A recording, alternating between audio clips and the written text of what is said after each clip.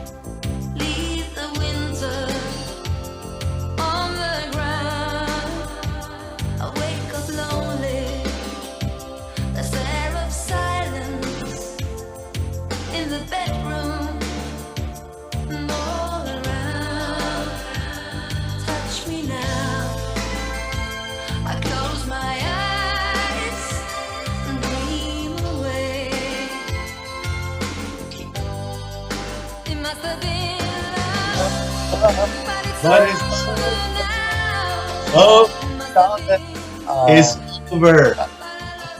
I tell you what, if you show up at a date singing that, it's over. It's over now. What are you saying? What are you saying? Man, we're back today. We're going to do the dating experience part 2.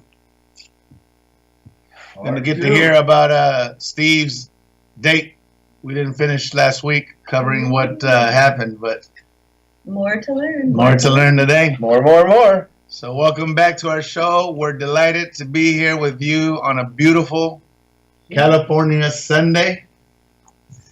And hopefully arm you with a little more wisdom to go out and improve your odds at achieving success in life and relationships. It's kind of like Las Vegas, right? Yeah. Throw the dice. Roll that dice. And then, hey, crapping out's part of life, right? Oh, it happens. That hurt. So, hey, today I want to introduce our team. So we have myself, your host, Carlos Mendez. And then we also have our PA, Physicians Assistant, Steve Estrada.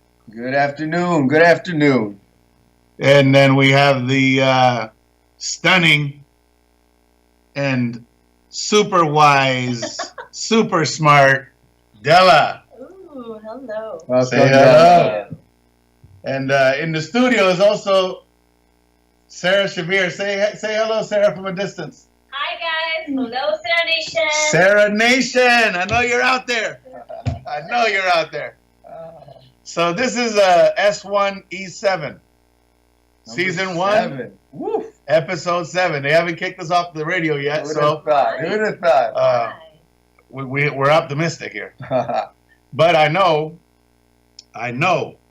that information is here for our bingers, right? Our binging nation is on top of it. They don't miss a beat. They can't wait for the next episode. They put us on their playlist and so on. So, Dating Doctor Bingers, I say thank you. The check's in the mail. Thank you very much. They keep having to make all these different user IDs, but it helps, It counts, right? Looks like somebody else. So, thank you, Steve, Della, Sarah. You guys make a difference. So our Dating Doctor Binging Nation t-shirts, by the way, they're sold out. Before they hit the shelves. Where's mine? Before they hit the shelves, they're out.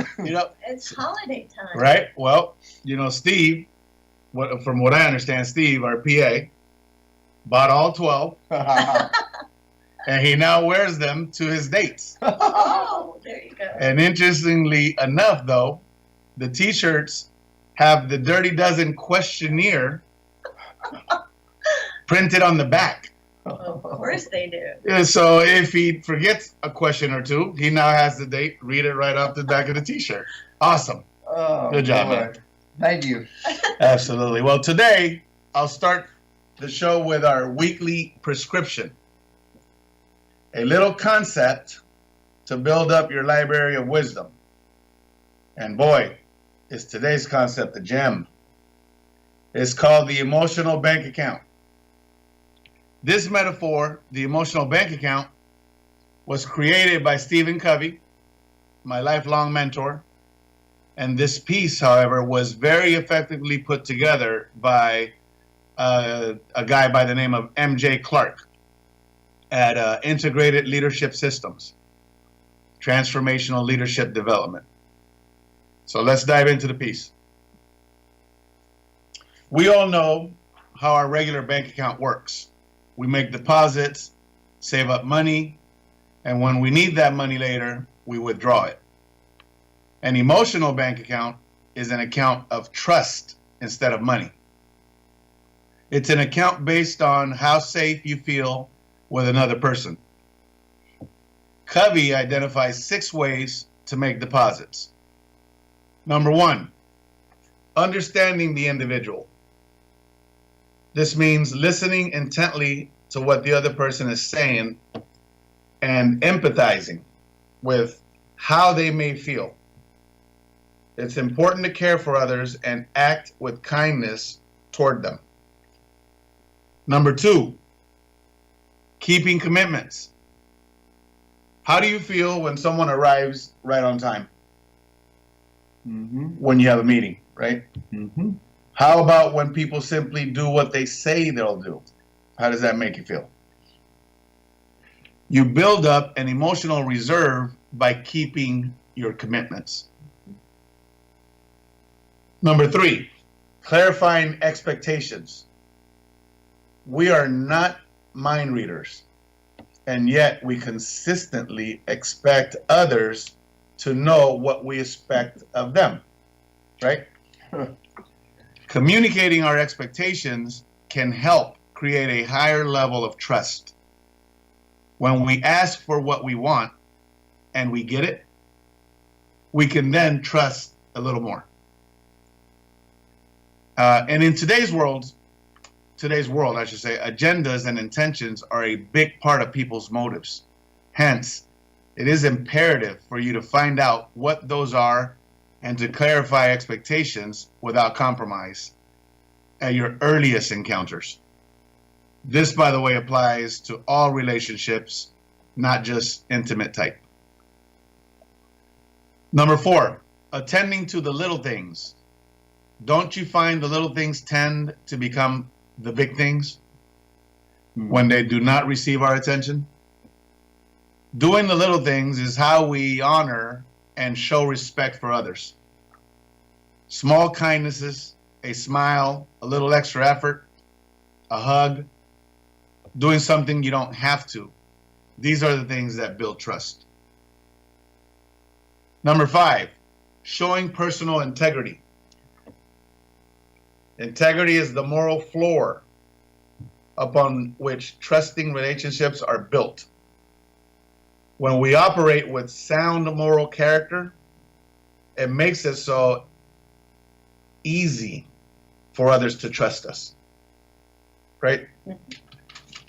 Apologizing, this is number 6, apologizing when we make a withdrawal. We will make mistakes. It's a part of life. But when you see that you violated a trust, sincerely apologizing is how we make a deposit to counteract the damage we've done. Right? Don't make it a practice. But when it happens, right? It does happen. Please apologize, and sincerely. When your trust level is high because you've made lots of deposits, communication is almost effortless. Have you noticed that? You can be yourself and others understand and appreciate you. Then when you make mistakes or offend someone unexpectedly, you draw on that reserve and the relationship still maintains a solid level of trust. Conversely, when you're discourteous, when you disrespect others, interrupt others, speak sarcastically, or ignore others, your emotional bank account becomes overdrawn. because you've jeopardized the trust level. When the trust level is low, you have to be very careful of what you say. You tend to be more political. Our most precious relationships with our spouse, kids, friends, boss require constant deposits because those relationships continue to grow and change. And with these changes come new expectations. If you have a teenager at home, you make several withdrawals in just one day, right? As your marriage evolves, your roles and responsibilities may change. And your work and home, those situations may change over time also. Because of career changes or kids moving out or back in, it makes everything, a fluctuating situation. These relationships require constant investment. Deposits, in other words. Now, let me interject for a second. The author says that when this metaphor was shared with him, he took some time to write in his journal about his spouse, family, friends, and boss. If he had to rate each one in terms of emotional bank account, where did his investment stand? He wanted to know that, right? He encourages us to try to do the same exercise because it really helped him pinpoint where he should be investing more time. Does that make sense? He states that in the midst of this tough economy, we have to be wise about how we spend our emotions. And that choice of words, I like it. How we spend our emotions, right? Because our emotions either build trust or destroys trust. It's a currency.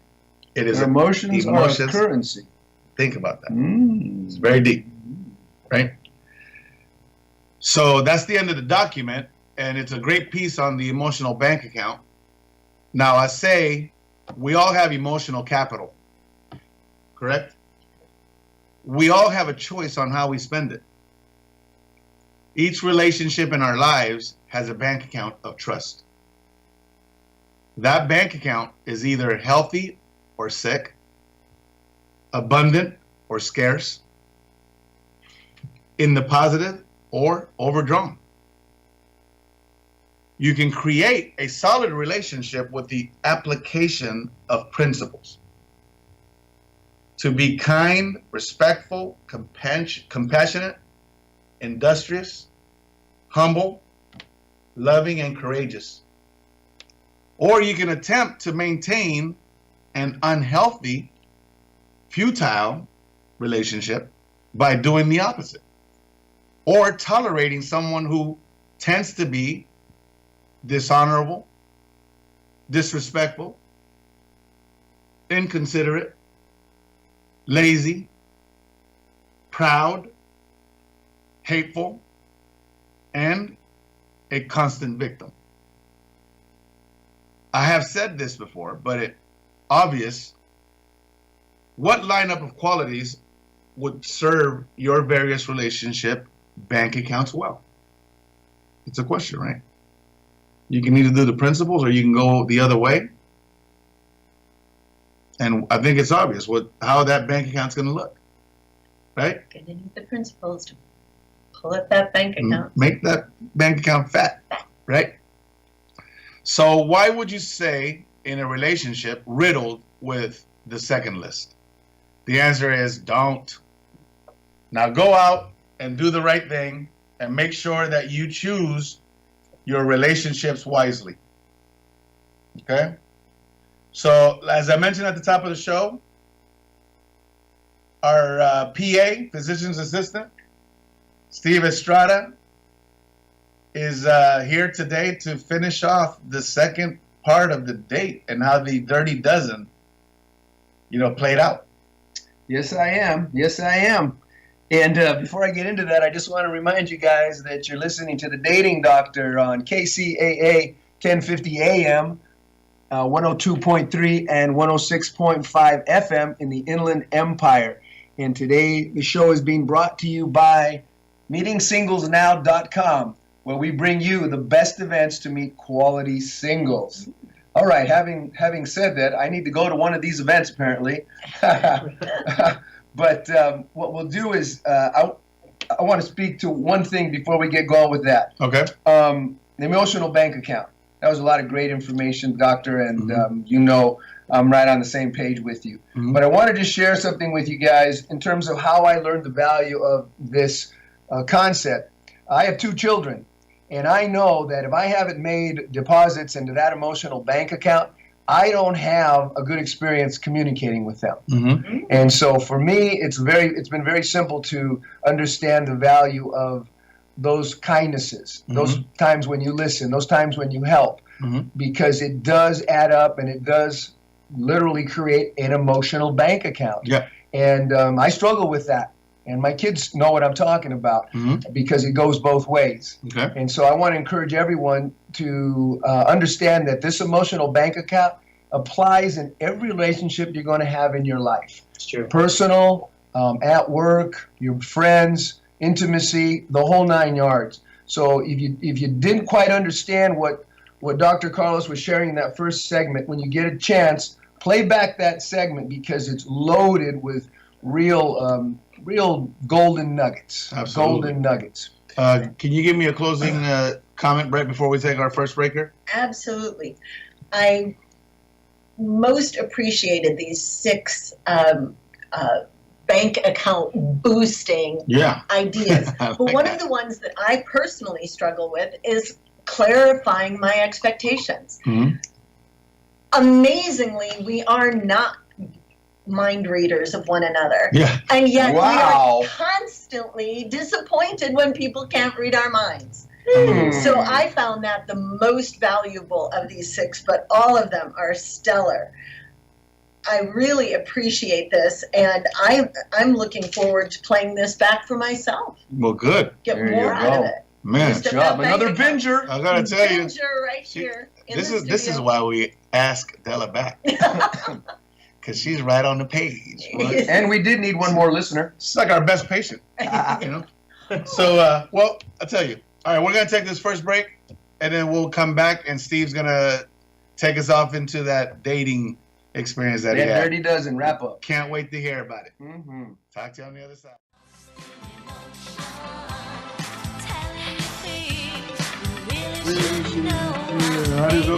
I'm lost in emotion. Hey. Number 1. All right. All right, here we go. You guys must be older than me. I don't. Oh, wait a minute. I hear This an lady. unfamiliar voice. Oh, back Who's by that? unpopular demand. Back by unpopular. Mr. demand. Sean Reed. He's in the house. Man, he got a Welcome, tardy welcome, slip. welcome. He got a tardy slip. You're You know, tardy. when you're out saving the world, or even Superman, sometimes he's like late with the rescue. Oh, saving the world. Oh. Oh, there you go. We'll go with that. We'll go with that. Thank All right. you. Welcome, Sean. Okay, so getting back to it, folks, and I do want to remind you that we are reviewing the Dirty Dozen here.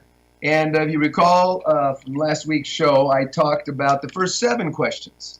And we got through all the way up to how close are you to your parents? Well, just to remind you, my date and I both had good marks there, even though I need to see my mom more often, apparently. So moving forward, question number 8. And this was an interesting one because we had different answers for this one. Question number 8 is, do you strive to love everyone? Now, this question for me 2 years ago was an odd question It was. because I hadn't been really asked until Dr. Carlos said, hey, in a training session, let's talk about a few things. And this question came up. And so my answer was the conventional answer. Most people say, well, I don't love everybody. I love some people. And that's the answer. Mm-hmm. And so we proceeded to chip away at that. And over the probably next 3 to 6 months, I changed my answer to that question. And my answer today is, yes, I do love everyone. I love humanity. I am glad to be here on this this spinning, beautiful globe we call the Earth. And the people that are here, I'm excited to be part of that group. And I do love everyone, and I'm comfortable saying that. Doesn't mean we like everyone, as we do qualify that. You cannot. Probably cannot. Probably not. But we can love everybody. And so, I'm sorry. Did you have something there, I Doug? was going to comment that the question, do you love to strive to love everyone? Yes, I strive to love everyone. I could honestly say yes, but as you just pointed out, striving to love everyone doesn't mean that you'll necessarily like the person or that the person might like you back. Yeah. There you go. Totally unrelated. And so Totally unrelated. it's Right? The two things. it's a not uncommon response, but thank you for your contribution. It's a new subject for you, apparently. So anyway, moving forward, I asked my date, question number 8. Yeah. Do you strive to love everyone? And very clearly, she said, no, I don't. There you go. And she chuckled because it was interesting. Absolutely. She hadn't been asked that Definitive question. Who answered first? She did. Yeah. Interesting. Because I was. You always have to have them answer first, because Yeah. otherwise they're going to play off your Yeah. answers, Yeah, And especially so the good ones. we had a conversation about it, and her answer was essentially my answer 2 years ago. Mm-hmm. And we didn't really talk much more about it on the date. I Right. explained my position as I just shared with you guys. Mhm. But it was a difference of opinion Right. on question number 8. So There you go. I made my notes and moved on. Perfect. So we got to question number 9. Della's got a comment. Oh, did Della have another we have comment? a- Oh, Yes, sorry. she had a question. Ms. Lisi Kerr. Thank you very much. My question was, do you think that her answer of, no, I don't strive to love everyone, came from the same place your answer came from 2 years ago, and that she may evolve to the place you are in now? It's quite possible. If she listens to the dating doctor. And I know she does and will. So Excellent. hey, there's Well always room done. for improvement, There right? we go. She's She's another the most listener. loving person in the world now. I think she brings up a good point, and I Yes. think the point is this: too many times she says, "Will she eventually get to that point?" It kind of falls in the category. I could probably change them. I could work on them. I can improve them. As so many people have when they meet somebody, they throw the negatives out, or they put the polish on Well, we'll speak to that in a minute because I do have a recap of we had another date. Well, Okay, all right. but I'll make let me make a comment on that. There's plenty of fish in the ocean. The divorce rate is too high. There's too many dysfunctional relationships. Really, don't waste time. Don't waste time trying to change anybody. Exactly. Yeah. So let's just. And I let's learned just- that lesson. If I they're learned not that right, lesson. if they're Yeah. not right with the principles that you want to carry out and that you expect others to carry out, don't waste time. Yeah. Don't negotiate. It's There's plenty okay. of fish out there. These questions have a purpose, and they certainly are helpful to point where you're going to go with the direction of the relationship. All right. So question number 9 is, what are you reading? Now, we asked this question because it's something that you're not going to get asked much on a date. Who's going to ask you, hey, after I look at your pretty eyes, your pretty hair, your pretty dress, your pretty whatever, I'm not even thinking about what you're reading. It's like, I don't care what you're reading. You look good. Oh my goodness. But I'm not that guy anymore. I am not that guy anymore. I do check out the scenery, but I have bigger questions. And so she had a great answer. She's a full-time college student right now. Oh. She wants to become a nurse. So she's reading books on statistics, biology, et cetera, et cetera, et cetera. She reads a lot. Mhm. And so we've had some great conversations about scientific issues. Yeah. Because I'm a health and fitness guy, and I'm into a lot of things that the average person doesn't know about, and she actually can explain the science. Yeah. So I liked her answer. I said, hey, this is great. Yep. So I moved on to answer the question myself, and I said, yeah, I mean, I'm reading a number of things right now, and I talked about some of the red light therapies that I'm studying, the hyperbaric chamber stuff, always reading Stephen Covey, Right. Jim Rohn, so I just kind of rattled off, a handful of things, and so we handled question 9 very well. I thought we were both definitely on that road of adding knowledge to our lives. Yeah. And that's the purpose of it. Are you growing? Are you developing? Are you just sitting there being stagnant. Right. Neither one of us could say yes to that. We are definitely moving forward. We're not stagnant. So that was a great answer. Physical stimulation will only get you so far. Intellectual stimulation can keep that relationship going for years and years and years. Smart is sexy, I've heard. Smart is sexy. And I can't argue with that. Very nice, Ms. That's Lisa good. Kerr. Good job, Della. So, number 9. I think we handled that question well. Now, the next question was, who is your mentor? Now, this question follows with, what are you reading, right? It does. And so I thought, okay, let's see what she comes up with. And I thought she was going to say, somebody that wrote a book on statistics. Mm-hmm. But and I don't have all the notes because she had a huge answer for this.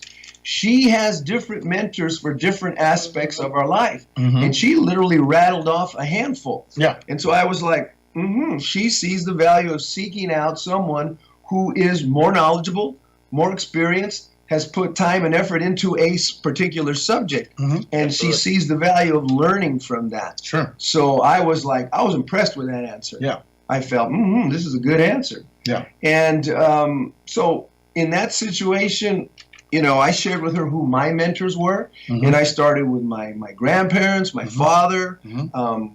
athletic coaches growing up, Mm-hmm. folks that I've worked for. Mm-hmm. Our Dr. Mendez right here, he's one of my Absolutely. mentors. He's one of my Absolutely. mentors. Certainly is. Most recent, anyway. And so, we handled that question very nicely. I was feeling very good about question number 10. Now, the next question on our list is number 11, which is what's your current occupation? And then we get into what is your 6-month, 1-year, and 5-year vision. Mm-hmm. And this was interesting because she's a full-time student right now.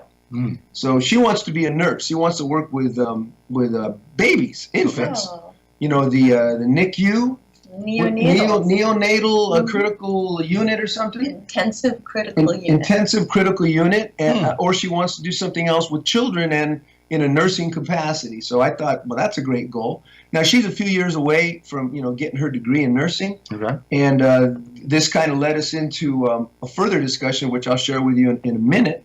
But my answer to that was, that's great, good for you. Where I'm at, I told her, I'm at the last place I ever want to work. I think I'm in the opportunity of a lifetime right now with my company, working with Dr. Mendez. Mm-hmm. And so our answers were very solid answers. We talked about visions. She wants to be living in the country in about 3 to 4 years. Okay. She mentioned Washington State. I like living near the ocean. Yeah. So we're kind of talking about a couple of things that maybe had us on different paths. Yeah. But it was Okay. all very interesting. Yeah.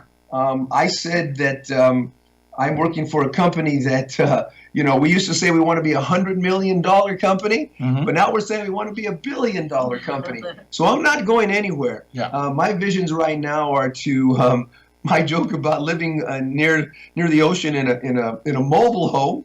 And I've been persuaded to maybe think a little bigger. Yeah. Yeah, I would definitely think a little bit. Might not But, be on the same. but plane. it doesn't matter as much as it does that I have dreams, I have plans, I have hopes, and I'm moving in the right direction. Yeah. I could probably say I have a 10-year plan to be maybe traveling the world a little bit more than I do today. Absolutely. Other than that, I'm working. Yeah. And I'm growing. Yeah. So we had pretty good answers there for those last couple of questions. So that was the vision question, right? Yeah. Question 11, your current occupation and then vision. Yeah. And But- incrementally. How do you see that subject? When a person doesn't have a vision, when they're stagnant, what does that mean for your relationship? How quickly is that going to become stagnant? Yeah. I think a 6-month, a 5-year vision is exactly what needs to be discussed on a first date. I have no problem answering a question like that because I think a person maps their goals every single day. The moment they get up and they look themselves in the mirror, you know where you're going. And if you don't, gosh, I wonder where your principles are centered, or if you're using principle-centered lifestyles at all. That's right. You should work construction because you'll hit the nails right on the head every time. Right? I'm telling you. And listen, Shavir over here, Sarah Shavir lives in a city full of beautiful people. Right. But here's what I do know.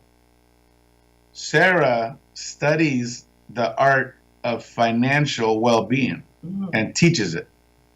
Right? So I imagine that vision in her research and her, conveying of information is a very big part of what she teaches, but also I'm sure what she would expect in others and relationships that she has, especially an intimate one. But can you make a comment on vision and plans and making sure somebody wants to be greater than where they sit today? So absolutely, I've been listening in the background to all of you guys, and one thing that I admire, first of all, is that Steve and these women, were able to be honest with each other about where they stand in life, and I think it's very important because definitely they were not on the same page, and it's good that they actually learn about that early enough to not have a bad breakup. Like they can part ways in a very in a very good way, amicable way, exactly.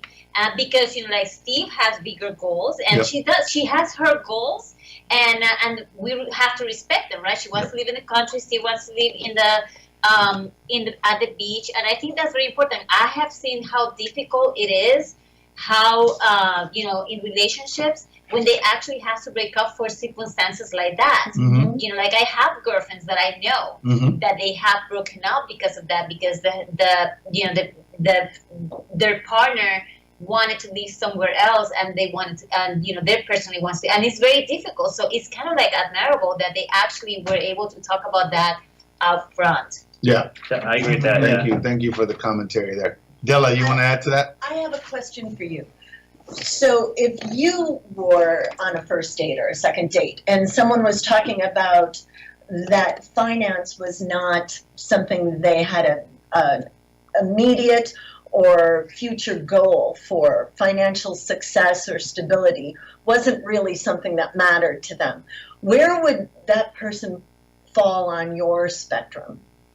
So obviously that's not all in the relationship, right? It has that I will have to assess everything else. But like, for example, I can give you an example on a date that I went. There's this person that he was very set financially, but he was at a stage that he was already, ready to retire. He wanted to be with his grandkids. So he was looking for somebody that didn't have any goals, any ambition, because he wanted just to be that person to be with him, enjoying the grandkids, he wanted and to places and things like that. And I am personally, I'm not at that stage. I'm in the stage that I want to create an empire, that I have bigger goals, I have a vision, right? So obviously that wasn't aligned with us. And it's not that that person was not financially, well off. He was, but I was not willing to sacrifice my goals and my vision, the things that I wanted to do personally for that person. So it was kind of nice that we were able to establish that at the beginning, and even on the first date. So again, it's nothing wrong. If the person is not where they want to be financially, but they're actually working towards that goal, then I admire that. But if they don't have any ambition or any goals, then definitely, we're not gonna be aligned, because I do have big ambitions, and it's not gonna be aligned. Got it. There you go. Well, thank you. Sarah Nation! Sarah Nation! That's all I can say. We got talent in the room We're tonight. going to have some bingers going on, too. All right, guys. So I want to remind you guys, you are listening to The Dating Doctor on KCAA 1050 AM, 102.3 and 106.5 FM in the Inland Empire. And your show today is brought to you by Canarium Hyperbaric Oxygen Therapy, the latest innovation in the pursuit of optimal health. All right, guys, so may I continue here? How many you got left? Are we gonna do a break? How many you got left? Well, we're wrapped up with all 11, but I do need to review a question. On this? Yes. Before the date? I mean, Part of this the relates second- to the date, right? Yes, it relates Well, to let's the talk date. about it now. We have about 2 minutes. Does that fit in there? It could, but it might spill over because That's it's fine. very interesting. Let's start on it. So what we wanted to do, guys, is we have our dirty dozen, right? The 12th question, we kind of skipped over it, is how you would raise children. And that would be part of the conversation if the two of you were in that place in life. I'm not raising children anymore, and my date has one child, and she is not having any children anymore, and her daughter's already a teenager, so it wasn't something that we had to discuss. So moving aside with that question, it could be an optional question depending on the circumstances. So what I wanted to do was move back to question number 3, which was how long ago did your last relationship end? Now we talked about this, and she had a funny answer because it was just a couple of weeks ago. Yep. Mine was about 3 months ago. But what we realized in talking about this, you and I, Doctor, was we didn't assess the status or the availability right up front with our Dirty Dozen questions. Yeah. So now what we're doing, guys, so you understand, is we're going to move question 3 to question number 1. Yeah. Because we're going to determine what that availability looks like. Yeah. Because you don't need to answer the other questions if number 1 is not a compatible scenario. Right. In other words, if you're looking to be in a monogamous and active relationship where you're looking to grow into the next steps, but the person that is in front of you having the discussion with you is open about their desire to not be tied down at this moment, to continue to meet more people, etc., etc. Now you know what you're looking for and what they're looking for are not in alignment. That's which right. creates from the get-go That's a right. challenge. So we're moving our questions around a little bit, guys. But what we determined from our date, and I'll give you the short version, is we are not compatible. She is looking for a very part-time situation, monogamous, but part-time. Her priority is her education. Yeah, part-time, full-time. And raising her daughter. Part-time, full-time. And I'm looking for full-time, Full-time, full-time. with the goal of getting married again, after all these years of being single. So we parted friends. We had an amicable parting. It worked so well. And I want you guys to understand that this stuff, I'm putting it into practice. Yeah. And it works. It works. So we are going to redo our Dirty Dozen and We are. adjust a little bit here, guys. Absolutely. So that was my date. We are no longer going to date, but if we see each other as passing ships in the night, we will wave affectionately. Now, can I just say something? The conventional approach to this, because I believe it's because we're so superficial, but the conventional approach to this is typically, I don't want to talk about marriage the first date because they're going to think, too much. I want to just, but and then what? And then 6 months later, you're in a exactly. relationship That's right. where the person says, "Hey, we never That's talked right. about this. Where are you getting this from?" That's right. And then you're sitting there going, "Well, I mean, no, just clarify it up front. Up front. Have the courage. Courage is a principle, guys. Yep. Have the courage to deal with it Sure. when you can walk away with your dignity." Be grown up. Isn't it Be a al- grown up about it. Isn't it also that they're basically insecurities too involved there? Like, because if you're secure in who you are and where you're going, you're not gonna have any trouble talking about any discussion ever. That's right. Absolutely. This But- all relates right back to our emotional bank account and showing integrity. Yeah, it's a little bit off-putting on that first date, but time is money, as it were, and wasting someone's time on a first, second, third, 6 months worth of dating, what's the point in that? There's no point in it. That's the point. Good job, Lisa Kerr. Good job, Lisa Kerr. Lisa Kerr, I'll tell you, Lisa Kerr. Kerr. Boy, She's on spot that's what on. I'm binging. I'm gonna binge you. Get your I'm own gonna show binge we you. don't watch out here. I'm gonna binge you. All right, That's well it, let's guys. go. Let's go to the break, and we'll talk to you on the other side, guys. Thank you very much for being here with us today on the Dating Doctor. Time can never mend the careless whisper of a good friend. Yes, yes. I don't even know if that was the right verbiage. Where's the record He deal? turned the music off. What happened? Uh-oh. Okay, we're back. You know, sometimes you need, because you don't know the words, but you need the music behind you to kind of boost you. There you go. Yeah. Right? Well, that was the Period. case there. It's I called, don't know if that was- I really don't know. it's called make up your own karaoke. That's what it is. Do it Make yourself up your own karaoke sounded- right here, right It now. sounded like that's what should have been sung at the time. All right. So, guys, what we realized is I got into how we're changing the Dirty Dozen based on my recent experience, but I didn't give you the details of that final date because we did have a final date.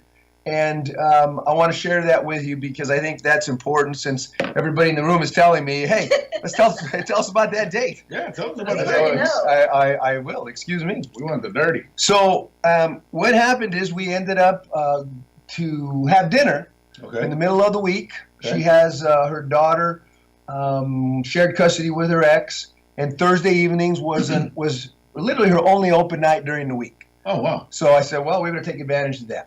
So we scheduled a dinner date, went to have Peruvian food, Mm. and that was something that she enjoyed. She liked the green sauce? She did like the green Yeah, sauce, there you go. and she had commented that she had not gone to a Peruvian restaurant not too long ago, but wasn't really familiar with the food.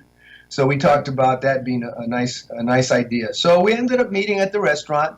The night was raining, a lot Oh. of cats and Oh, dogs. Hey, We had initially kind of planned, romantic. yeah, we had initially planned to go to the pier, Newport Beach Pier, walk around. You know, there's a couple little clubs and restaurants, have a Mm. dinner there. Yeah, But it got rained out. yeah. Yeah, So we ended up meeting at the Peruvian restaurant. So we sat down and started to have a great conversation. Sure. We were talking about some very specific things.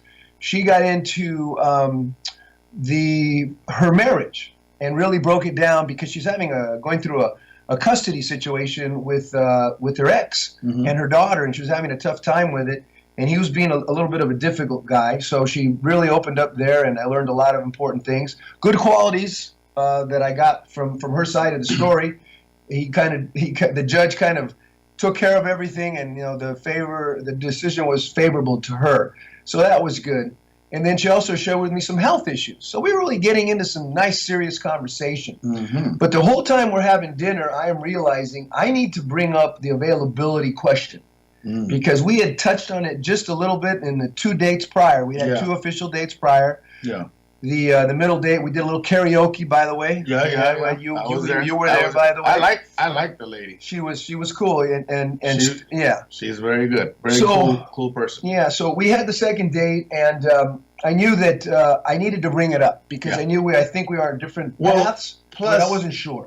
Plus the invoice, the bill's coming, and you need to know if this is gonna be Dutch. Doctor, seriously. Oh my goodness. Well, I paid the bill, just so you know. Bob. Okay. Just so you know, I paid Alright. the bill. And just so you know, Doctor, we women have credit cards too. Oh. Actually, I think the doctor was speaking more. Maybe the invoice was coming, and she was going to bail on Steve. Well, that's ridiculous, Sean. But okay.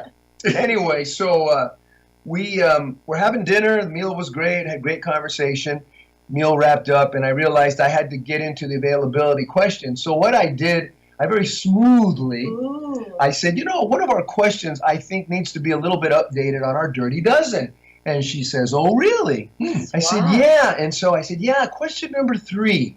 And so I went over, it's about, when did your last relationship end? Mhm. And we chuckled because the night I met her, she had just broken up with her last boyfriend the night before. Oh, that's right. So we had a good laugh over that. But we got into the way that we're going to modify the question. And the goal of the question is really to determine if there is a same path that you have in common or not. Yes. Because if you determine that up front, then, hey, you have a cocktail, and if you're on the same page, you might have another cocktail. What is the vision of your next relationship? What is the vision of your next How do you relationship? see that unfolding? Yeah, and so that's what we got into. And what we determined, I started and I said, I want to get married again. Yeah. I want to meet somebody that has that goal in mind. Yeah. I'm very busy. I work a lot. I have goals. I have dreams. But I want to have a regular committed, I'm going to see you on a regular basis. When holidays and family functions and fun stuff comes up, I'm thinking of you coming with me and vice versa. That's what right. I'm looking for. Yeah. With the goal of getting married, down Absolutely. the road, whatever down the road looks like. And so she's smiling at me, and she kind of knew that's where I was coming from. And so I said, so where are you with the situation? And so she's still smiling at me. And she goes, well, I'm on a different path. And I said, well, give me your wish list. What would ideal look like to you? And she says, well, it would be a committed, monogamous relationship, intimate, but 1 or 2 times a week. Part-time, full-time. And part-time, full-time is how Dr. Mendez described it. And so I said, well, I want more than that, and we're not on the same page. And she goes, I know. And so we both had that little disappointing kind of like vibe going because we liked each other. We had a lot of things in common.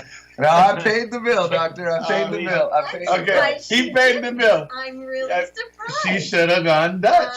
Or I'm what do you surprised think? that She should have paid? I'm surprised that she just didn't pick it up and say, Wow. next time you get coffee when we run into each other at the grocery store. Wow. Because I have to tell you, she is my mentor now.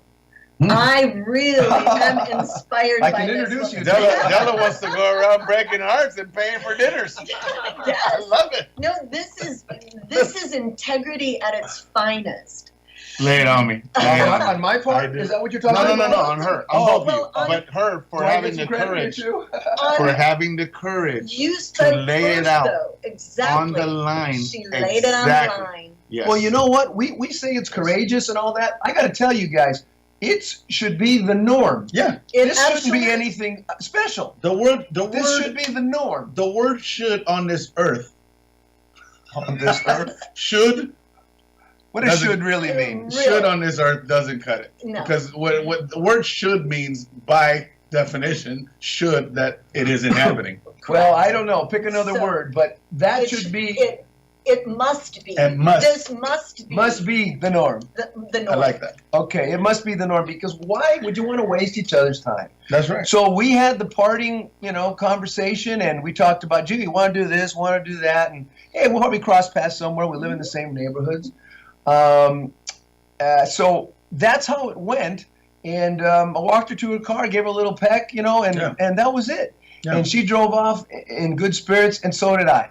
Yeah. And so I just want to encourage you guys to understand that these things that we're teaching, they do work. Yeah. They do make sense. Yeah. They're based in principles. Yeah. And we say have a principle-centered life. Yeah. And you're going to be on the right path, going in the right direction with just about anything that you do in life. Yeah. That involves other human beings. And just about everything we do in life involves other human beings. We live in an interdependent world, not an independent world. Yeah, and so that is my date. Mm-hmm. That looks like our last date, unless something dramatic changes. Well, one thing I regret about this little breakup is she could really sing. Oh, by the way, yes. Tremendous. I hope she still comes to karaoke because she had a great personality. I told her, bring your friends. We go to karaoke. She had one of those belt-out voices. Yeah. Excellent. Right? She could really She's sing. even more my mentor now. Right? Oh, okay. So, but you were dying to add some comments here. No.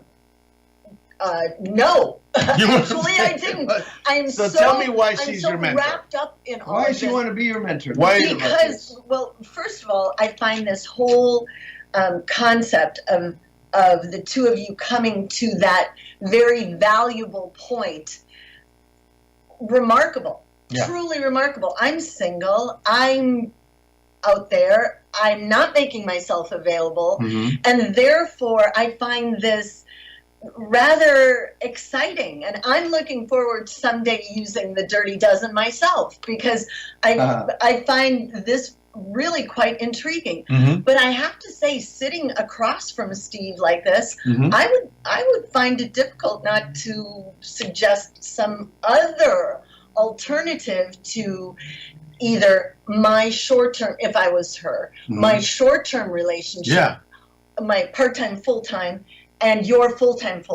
I would want to see if there's something in between that we could come to. I understand what you're saying. So, and now let's assume you're her, and you don't know what you do know about Steve, but you've learned through an acquaintance meeting, then a date, then a half a date, and then a date. you know enough, right? Because he's the type of guy that shares and talks and does all that. Have you? So then if you had that, what I hear you say is that you would not have let it die there. You would have said, well, you know what? Okay. So perhaps there's more we can do. Maybe there's 3 to 4 nights. And then maybe he could have understood that there was another level to pursue. Worthwhile level. While I appreciate each person holding their ground, I wonder if there wasn't an opportunity for something in between. Yeah, I agree with you. And well, there you go. You can all ponder all you want. I'll let you know what happens. Well, we'll talk a little more next week. But I want to tell you, bingers out there, dating Dr. Bingers, that in the next hour we have Sarah Shavir. She's going to come on live here and talk to all of you guys about financial wellness. You know, how to be in a better place when it comes to financial wellness. And of course, that applies to life and the rest of it. So we're excited to learn more about that ourselves. And we, for now, are off for the week. We will see you guys next Sunday.